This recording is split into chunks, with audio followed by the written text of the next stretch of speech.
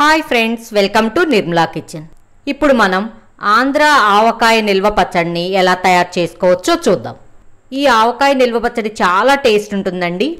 Ingredients ఏవి skip చేయొద్దు, as it is ఇలాగే వేసుకోండి.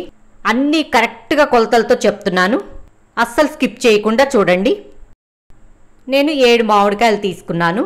వీటిని ఒక తడి క్లాత్తో శుభ్రతగా తుడిచి ఆరపెట్టుకోవాలి. అస్సలు తడి ఉండొద్దండి, తడి లేకుండా ఆరపెట్టుకోవాలి.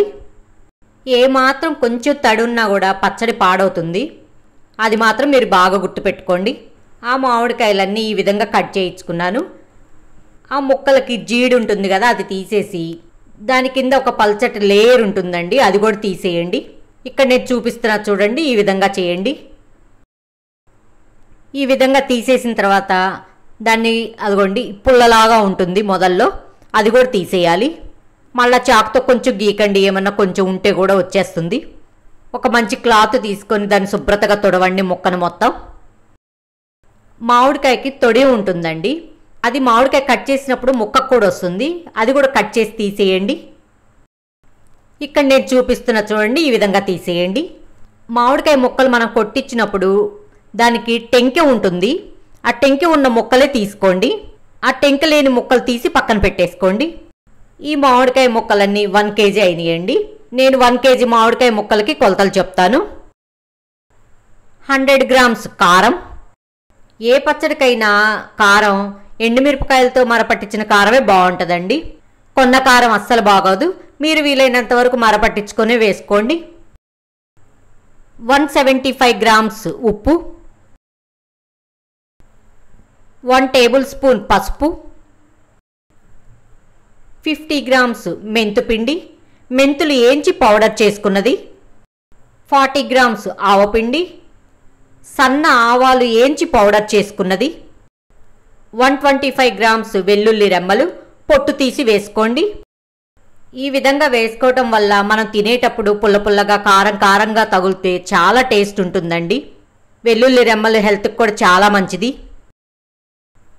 125 grams వెల్లుల్లి రెమ్మలు పొట్టు తీయకుండా పేస్ట్ చేసి వేసుకోండి. ఇలా వేయటం వల్ల పచ్చడికి ఫ్లేవర్ చాలా బాగుంటుంది, పచ్చడి మొత్తం కమ్మటి వాసన వస్తుందండి. చేత్తో ఈ ఇంగ్రీడియంట్స్ అన్నీ బాగా కలిసే విధంగా కలపండి. ఇక్కడ నేను చూపిస్తున్నా చూడండి, ఈ విధంగా చేయండి.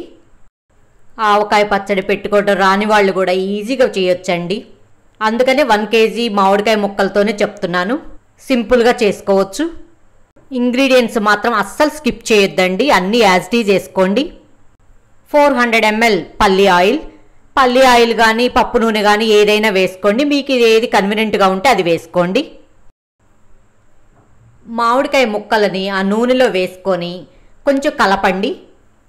ఆ ముక్కలకి నూనె పట్టే విధంగా కలపండి. ఇక్కడ నేను చూపిస్తున్నా చూడండి, ఈ విధంగా చేయండి.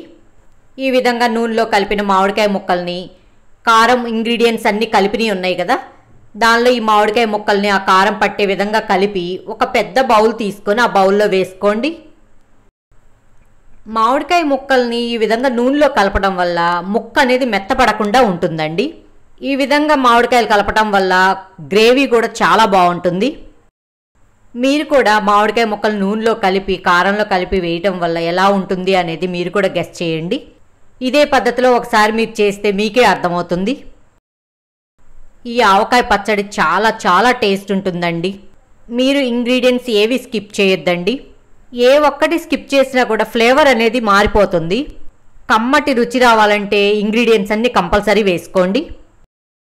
మామిడికాయలు కొనేటప్పుడు కొంచెం పుల్లగా ఉండే కాయలు చూసి కొనుక్కోండి, అప్పుడే పచ్చడి టేస్ట్ అనేది చాలా బాగుంటుంది.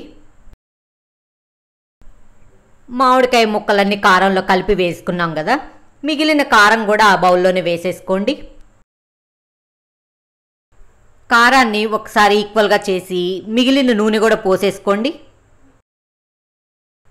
కొంచెం ప్రెస్ చేస్తున్నట్టు చేయండి. ఇక్కడ నేను చూపిస్తున్నా చూడండి, ఈ విధంగా చేయండి.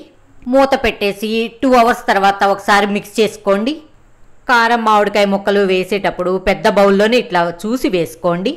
ఇలా పెద్ద బౌల్లో వేయటం వల్ల మనం మధ్య మధ్యలో మిక్స్ చేసుకోవడానికి కన్వీనియంట్గా ఉంటుంది. ఇదిగోండి, 3వ రోజుకి నూనె అంతా పైకి వస్తుంది. ఇక పచ్చడి రెడీ అయినట్లే మనం తినొచ్చు. ఈ వీడియో మొత్తం కంప్లీట్గా చూడండి, అస్సలు స్కిప్ చేయొద్దు. మీరు ఇదే విధంగా ట్రై చేసి మీకు ఎలా కుదిరింది అనేది కామెంట్ రూపంలో తెలియచేయండి. అంతే, ఎంతో రుచికరమైన ఆవకాయ నిల్వ పచ్చడి రెడీ. మీకు ఈ వీడియో కనుక నచ్చినట్లయితే లైక్ చేయండి, షేర్ చేయండి, సబ్స్క్రైబ్ చేయండి.